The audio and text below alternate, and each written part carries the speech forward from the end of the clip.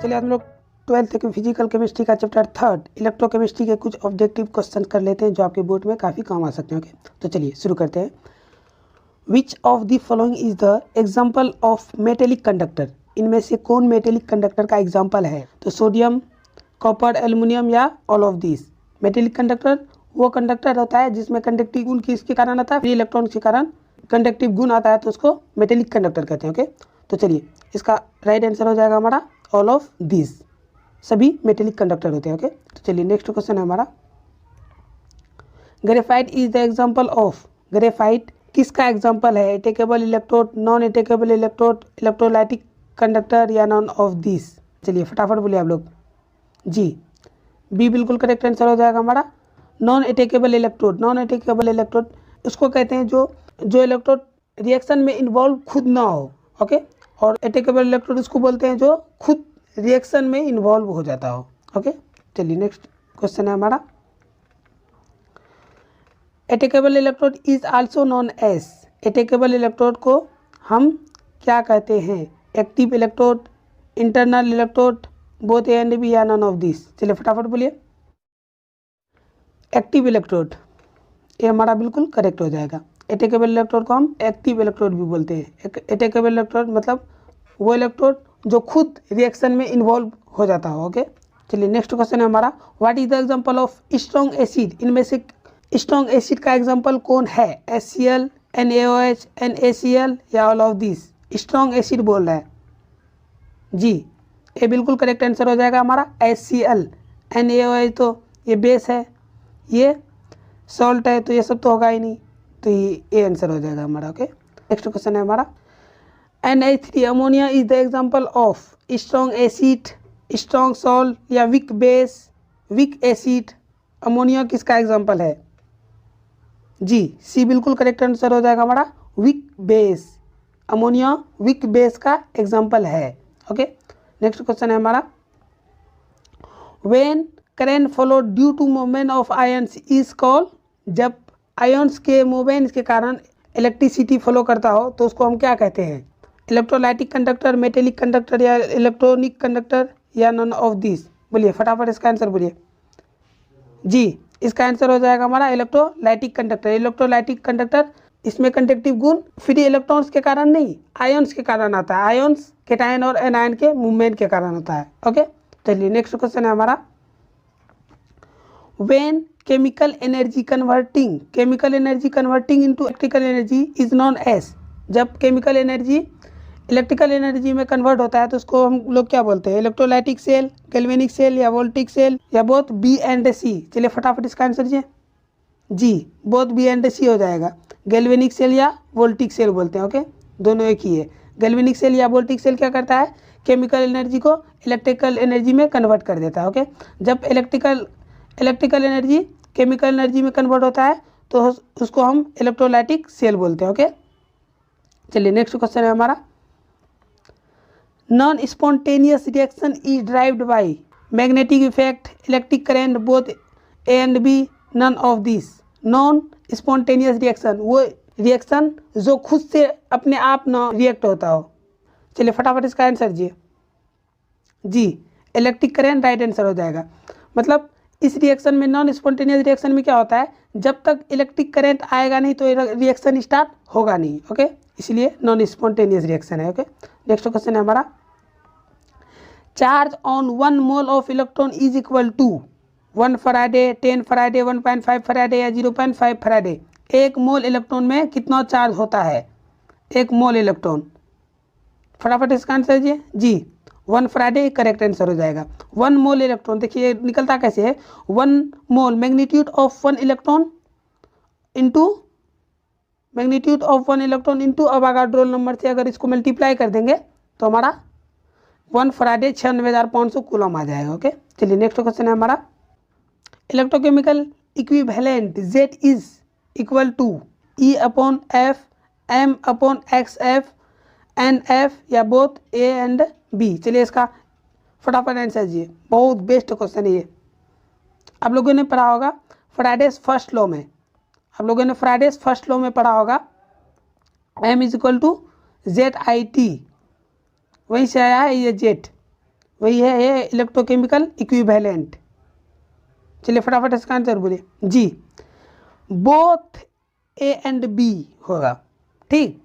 Jet बराबर होता है ई अपॉन एफ, ठीक, और ई बराबर होता है हमारा एम अपॉन एक्स। तो जब इसका ई का मान यहाँ बैठाएंगे तो हमारा क्या निकल जाएगा, एम अपॉन एक्स एफ। इसीलिए दोनों फार्मूला हमारा सही हो जाए। चलिए नेक्स्ट क्वेश्चन है हमारा, what is the molar mass of copper. Copper का मोलर मास क्या है, 58.7, 65 या 63.5 या 108। फटाफट इसका आंसर बोलिए जी, 63.5 करेक्ट आंसर हो जाएगा, सी हमारा। ओके, चलिए नेक्स्ट क्वेश्चन है हमारा, electrode potential depends upon. Electrode potential किस किस चीज़ में डिपेंड करता है, nature of metal electrode and it's ion, concentration of ion, temperature, all of this. फटाफट इसका आंसर बोलिए। इलेक्ट्रोड पोटेंशियल उसको कहते हैं जब इलेक्ट्रोड और उसके आयन्स के बीच पोटेंशियल डेवलप होता हो सॉल्यूशन में, तो उसको इलेक्ट्रोड पोटेंशियल बोलते हैं। चलिए फटाफट इसका आंसर बोलिए जी, ऑल ऑफ दिस हो जाएगा correct answer, all of this. Electrode potential metal के नेचर पे भी डिपेंड करता है और उसके आयन्स के नेचर पे भी डिपेंड करता है, कॉन्सेंट्रेशन पे भी डिपेंड करता है, टेम्परेचर, तीनों पे डिपेंड करता है। ओके, नेक्स्ट क्वेश्चन है हमारा, standard electrode potential is denoted by. Standard वही इलेक्ट्रोड पोटेंशियल को जब स्टैंडर्ड बोलते हैं तो उसको किससे डिनोट किया जाता है। चलिए बी हमारा बिल्कुल करेक्ट आंसर हो जाएगा, ये ई नोट हो गया हमारा स्टैंडर्ड, और ये सिंपल इलेक्ट्रोड हो गया, इलेक्ट्रोड का सिंबल। ओके, देखिए स्टैंडर्ड जब वर्ड यूज होता है तो इलेक्ट्रोड एक में कुछ कंडीशंस आ जाते हैं। क्या कंडीशन आते हैं कि वो सॉल्यूशन जो होना चाहिए 1 मोलर का होना चाहिए, और उसका टेम्परेचर 25 डिग्री सेल्सियस होना चाहिए, और उसका प्रेशर जो है 1 atm या बार होना चाहिए, ठीक, ये कंडीशंस आ जाते हैं। ओके, तो नेक्स्ट क्वेश्चन है हमारा, what is the reduction potential of hydrogen. Hydrogen का रिडक्शन पोटेंशियल क्या है, -3.05 वोल्ट, +2.87 वोल्ट, 0 वोल्ट या 0.34 वोल्ट। फटाफट इसका आंसर आप लोग चार्ट पे लिखिए जी, सी हमारा बिल्कुल करेक्ट आंसर हो जाएगा, 0.0 वोल्ट। ये हमारा हो जाएगा लोवेस्ट रिडक्शन पोटेंशियल, और ये हमारा हो जाएगा हाईएस्ट रिडक्शन पोटेंशियल, और ये हाइड्रोजन का है, और ये कॉपर का रिडक्शन पोटेंशियल है। ओके, चलिए नेक्स्ट क्वेश्चन है हमारा, most reducing agent is lithium, fluorine, zinc या कॉपर। रिड्यूसिंग एजेंट उसको कहते हैं जो सामने वाले को रिड्यूस कराता हो, रिड्यूस करने के लिए फोर्स करता हो, ठीक। तो कौन है मोस्ट रिड्यूसिंग एजेंट, तो लिथियम हमारा बिल्कुल करेक्ट आंसर हो जाएगा। पिछले में पढ़ा होगा आप लोगों ने, जस्ट पिछले क्वेश्चन में था -3.05 वोल्ट का रिडक्शन पोटेंशियल होता है। ओके, इतना नेगेटिविटी इसका रिडक्शन पोटेंशियल होता है, इसीलिए सामने वाले को ज़बरदस्ती रिड्यूसिंग करवाता है, ठीक, कि भाई तुम इलेक्ट्रॉन को गेन करो। ओके, तो ये हमारा फ्लोरीन मोस्ट ऑक्सीडाइजिंग एजेंट हो जाएगा, ठीक। इसका होता है +2.85 वोल्ट, इसमें पॉजिटिव काफ़ी होता है, इसीलिए ये सामने वाले को ज़बरदस्ती इलेक्ट्रॉन को लूज करने के लिए फोकस करता है। ओके, चलिए नेक्स्ट क्वेश्चन है हमारा, direct redox reaction energy is release in the form of. Direct redox reaction में एनर्जी किस फॉर्म में रिलीज होता है, electricity, heat, both A and B या नन ऑफ दिस हो गया। चलिए इसका फटाफट आंसर जी आप लोग जी, बी बिल्कुल करेक्ट आंसर हो जाएगा, हीट। डायरेक्ट रिडॉक्स रिएक्शन वो रिडॉक्स रिएक्शन जिसमें जो एक ही विजल में होता हो, एक ही बर्तन में होता हो, तो उसको डायरेक्ट रिडॉक्स रिएक्शन कहते हैं। ओके, चलिए नेक्स्ट क्वेश्चन है हमारा, galvanic cell is based upon. Direct redox reaction, indirect redox reaction, both A and B या नन ऑफ दिस। जी, बी बिल्कुल करेक्ट आंसर हो जाएगा हमारा, इनडायरेक्ट रिडॉक्स रिएक्शन। इससे जस्ट पहले हम लोगों ने पढ़ा डायरेक्ट रिडॉक्स रिएक्शन जो कि एक ही विजल में होता था। ओके, और ये इनडायरेक्ट रिडॉक्स रिएक्शन क्या है कि 2 अलग अलग विजल्स में होता है, तो इसी से हमारा गैल्वेनिक सेल का निर्माण होता है। ओके, चलिए नेक्स्ट क्वेश्चन है हमारा, write the reaction of galvanic cell. ये गैल्वेनिक सेल दिया गया है, इसका रिएक्शन लिखना है हम लोग को।